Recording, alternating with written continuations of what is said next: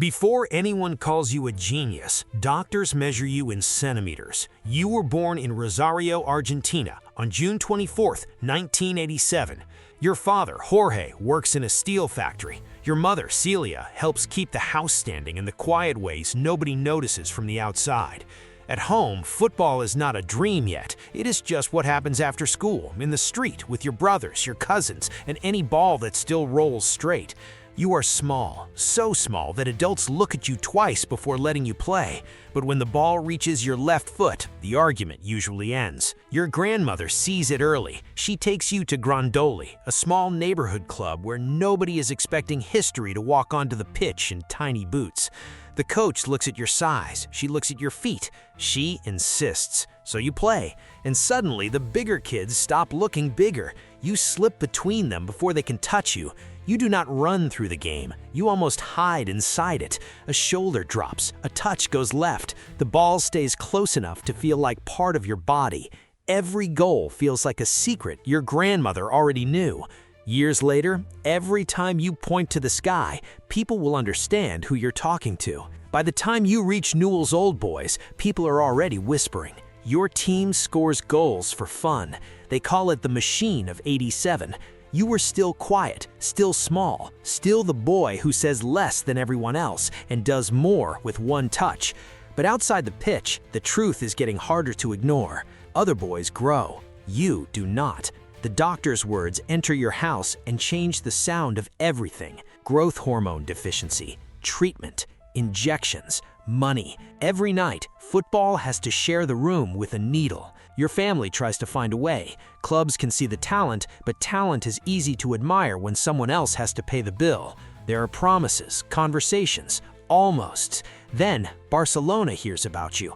You travel to Spain for a trial. Still a child, still carrying more fear than luggage. Carles Rexach watches long enough to know waiting is dangerous. The first agreement is written on a napkin, not in a stadium, not under lights, on a small piece of paper that somehow holds your whole future.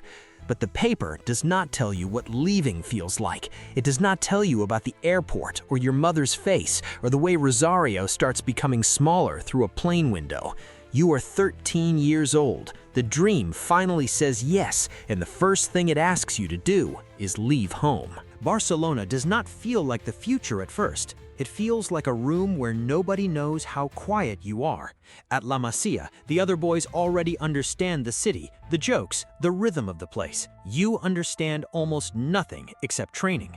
Your father is with you for a while, but the rest of your family is back in Argentina, and that absence follows you into every hallway. You are still getting treatment, still taking injections, still small enough for people to wonder if your body can survive this level. So you keep your head down. You do not try to become loud. You let the ball speak before anyone decides who you are. Then the ball starts answering every question. In training, defenders step toward you and lose you in one touch. Coaches stop sessions just to watch the detail again. You are not built like the others, so you play in a way they cannot copy. Less power, more timing, less noise, more damage. At 17, you reach the first team. Ronaldinho is there, smiling, dancing through matches like pressure is something that happens to other people. Against Albacete, the pass comes over the defense and you lift the ball into the net. The first one is ruled out, so you do it again. Same finish, same calm. This time it counts. Ronaldinho carries you on his back, and the picture looks happy, but inside, you know this is not the ending. This is the door opening. After that, everything speeds up. Injuries slow you down, but not enough to stop you. Guardiola arrives. Xavi controls the pulse of every match. Iniesta finds spaces where nobody else sees a field, and you become the sharpest part of the machine. Goals come from impossible angles. Defenders start backing away before you even move. El Clásico becomes a world event. Champions League nights become your stage. Ballon d'Ors arrive one after another until people stop asking if you are special and start asking where you belong in history. But Argentina does not let you rest inside that praise. With Barcelona, you are protected by the system, the crowd, the rhythm. With Argentina, every touch is compared to a ghost. Maradona is not just a legend there. Maradona is the standard, the memory, the wound. You reach finals, you lose them. The 2014 World Cup slips away in Brazil. Copa America slips away again. Then in 2016, you walk toward the penalty spot, take the shot, and send it over the bar. You look down.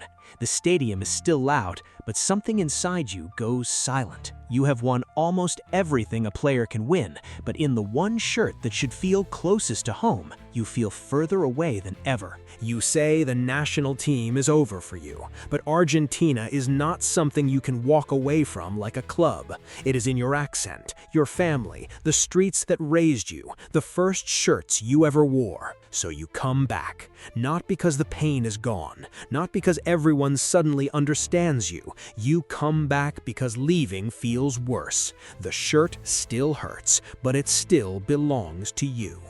Years pass, and the game around you changes. Barcelona no longer feels like the perfect machine from your best years. Xavi is gone. Iniesta is gone. Neymar leaves. The team becomes slower, older, easier to break.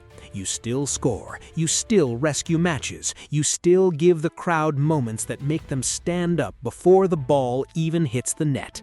But some nights are too heavy for one left foot. Roma happens, Liverpool happens, Bayern happens, and then one day you sit in front of cameras crying because the club you thought you would never leave can no longer keep you. Then Argentina gives you a different kind of breath. In 2021, you walk into the Maracanã for a Copa America final against Brazil. Di Maria scores. After that, every minute feels too long.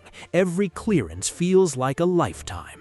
When the final whistle comes, your teammates do not run to the trophy first. They run to you. They lift you into the air. For the first time in that shirt, the noise does not feel like judgment. It feels like release. But one mountain is still waiting. Qatar, your last real chance. The tournament begins with Saudi Arabia shocking you, and suddenly all the old questions return. Then Mexico stands in front of you, stubborn and nervous, until the ball rolls to your left foot outside the box. One touch, low shot, goal. Argentina breathes again. Australia, Netherlands, Croatia. Each match pulls another piece of the past behind you. Then France waits in the final. You score, France comes back. You score again, France comes back again. Penalties arrive, and this time you do not look like a boy trapped under a country's expectation. You look tired, calm, ready. Montiel walks forward, the ball hits the net, and the story finally stops running away from you. You lift the World Cup, but it does not begin in Qatar. It begins with your grandmother asking them to let you play. It begins with the injections, the napkin, the plane to Barcelona, the finals you lost, the silence you carried. Maybe the cup was never just a cup. Maybe it was proof that the small boy from Rosario had been enough the whole time.